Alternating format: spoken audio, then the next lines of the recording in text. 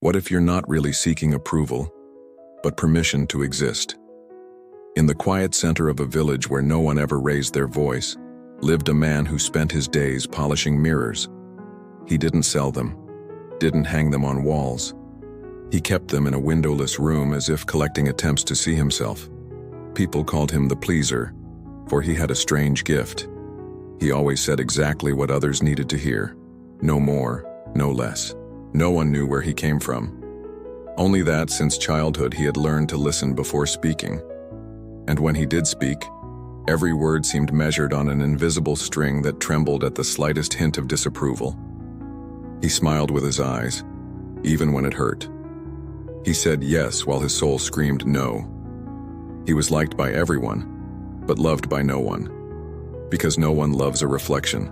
Each morning he would choose a different mirror, place it before him and ask, "Am I enough yet?" But mirrors, as we know, only return what they find. And all he held was the effort to fit into frames never meant for him.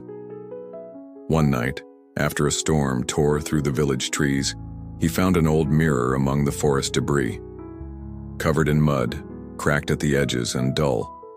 Still, something called to him. He brought it home gently, didn't clean it, just placed it in the center of the room and for the first time asked nothing. He sat before it in silence. The mirror, even stained, seemed to look back.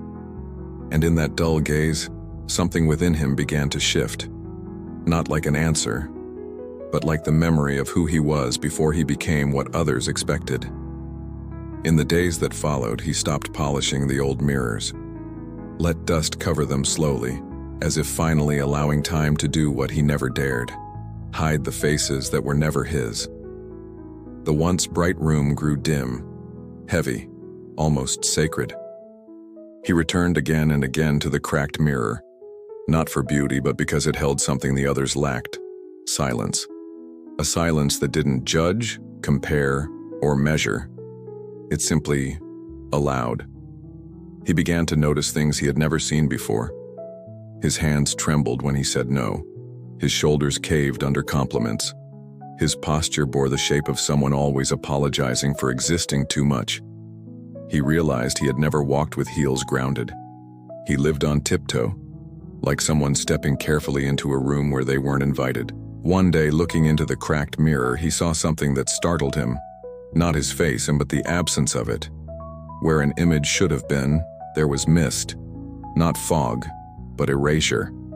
For the first time, the mirror refused to show him.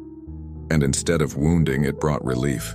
Because there it was, what he had feared and longed for, the right to vanish from others' gaze. That night, beneath his bed, he found an old wooden mask. He had worn it as a child during a festival, pretending to be a character for the grown-ups' delight. He placed it on the table, and knew, without needing to think, the character had never left. It was the one who spoke in his place, who smiled through pain, who said "me too" when everything inside whispered, "I'm not like them." The next morning he walked through the village wearing the wooden mask, not in jest, but as a shield. No one questioned it. Some laughed. Others said he looked livelier, more himself, and that cut him in a silent way, because he understood finally that no one had ever truly seen his real face. For the first time, he didn't respond to a compliment, didn't return a smile. He just nodded, quietly, while the mask smiled for him. And the more he said nothing, the more they said he seemed well. As if the disguise was more comfortable to them than his truth. He returned home before sunset. He felt dirty, not with soil, but with falsehood. He lay down on the floor of the mirror room, watching light dance across broken shards. The mask rested on his chest, heavy like memory. And for the first time, he felt anger. Not at others, but at himself, for having survived by pleasing, for mistaking approval for love, for trading his existence for a seat at others' tables. The cracked mirror watched from the corner. He crawled toward it, still on the ground, and came face to face with the fracture. He touched it with one fingertip. The wood framing it gave slightly, and that's when he realized the mirror wasn't old. It was recent, but it had been broken in rage by someone who couldn't bear what they saw. A memory surfaced, sudden, hot. His father's hand years ago throwing that mirror to the floor. The sharp sentence, "You'll never be enough." And the boy then learned to smile. Not because he was happy, but because he needed someone to believe he was worth something. That night he didn't sleep. He sat before the cracked mirror with the mask resting on his legs, as if keeping vigil over something long buried. He didn't cry. He didn't speak. He just breathed, deeply, trying to hear the long-forgotten sounds of his own story. His father's words still echoed, not like an accusation, but like a tattoo. "You'll never be enough." And with them came others. His mother's distant gaze while serving dinner, applause reserved for his brother's every effort, and silence, always silence, as the answer to everything he did. He understood then what he had never dared to name. He wasn't seeking approval. He was seeking witness. Someone who had seen him. Someone who would have said, "I notice you." But no one did. So he built versions of himself that might be noticed. Became the funny one, the helpful one, the capable one, the sensitive one, the tireless one. And the more he was praised, the further he drifted from who he truly was. In the mirror room, the reflections now returned in pieces. One showed his tired joy. Another, his quiet rage. Another still, the fear of being seen too clearly. Each image a portrait of who he had to become just to belong to a world that never asked who he was. He lay on the floor, the mask over his face, and let the silence swallow him. And in that moment, without tears, words, or gestures, something changed.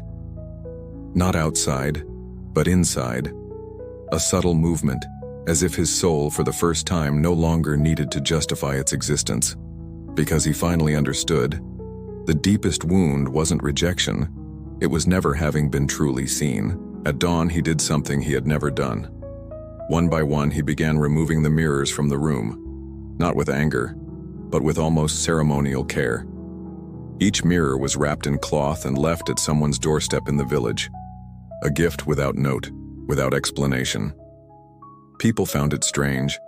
Some returned them with polite smiles. Others kept them. No one truly understood. But he wasn't seeking to be understood. For the first time, he was doing something that didn't need approval. He kept only the cracked mirror, placed it in the center of the room where all the others used to be. The mask, now hung on the wall, reminded him that he no longer had to perform, or please, or fit. In the village, they noticed his silence. He stopped saying yes by reflex, began responding with pauses, and sometimes with no. The most curious part? No one pushed him away. They simply began to see him as someone with edges. And that, in itself, was freedom. One day, an older woman approached. She had received one of the mirrors. She said that for the first time she saw herself tired, and she thanked him. He just nodded, because now he understood. He didn't need to be a mirror for anyone. He only had to be presence. That night he lit a candle before the cracked mirror, watched his own trembling image in the glow. It wasn't beautiful, it wasn't broken, it was real, and that was enough. For the first time he fell asleep without reviewing the day, without rehearsing tomorrow, without fear of being unwanted. Because now he knew, the only approval that heals is the one that begins when you see yourself, and do not walk away. As days passed, others began sitting with him in the once sacred mirror room. There were no more reflections, no questions, no applause, just shared silence, and sometimes a candle burning low. People came without knowing why. But when they left, they said they felt lighter, as if something had been returned or released. No one called him the pleaser anymore. Now they whispered a new name, the keeper of the bare face.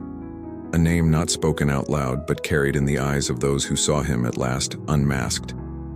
Curious children asked why he didn't use mirrors anymore. He would respond with a simple gesture, touching his chest. as if to say, "It starts here." Some children began doing the same, and slowly the adults watched. Some laughed, others just fell quiet. One overcast afternoon, a young man arrived holding his own mask.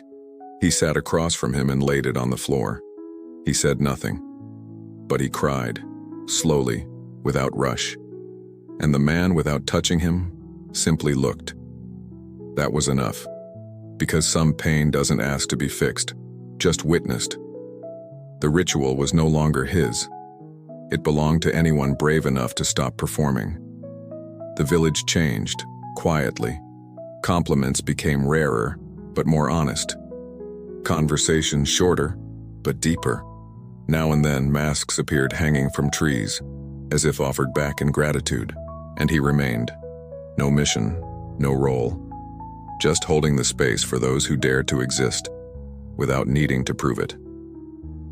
One morning, he wasn't in the room, not on the bench beneath the tree, not along the path he used to walk in silence. Some asked about him. Others simply knew. The keeper of the bare face hadn't left. He had simply dissolved into the space he helped create. In the mirror room, only the cracked one remained. The candle still flickered softly, as if the air itself was breathing slowly. And in the center of the mirror, someone had written in charcoal, "When you stop pleasing, you might discover who truly loves you." From that day on, the room became a place for those ready to unlearn. Unlearn the smiling to fit in, the replying to be liked, the existing to be seen. People no longer came looking for mirrors. They came for silence. And little by little, the silence became a mirror. One woman brought her own mask and hung it beside his. It was different, but hurt the same.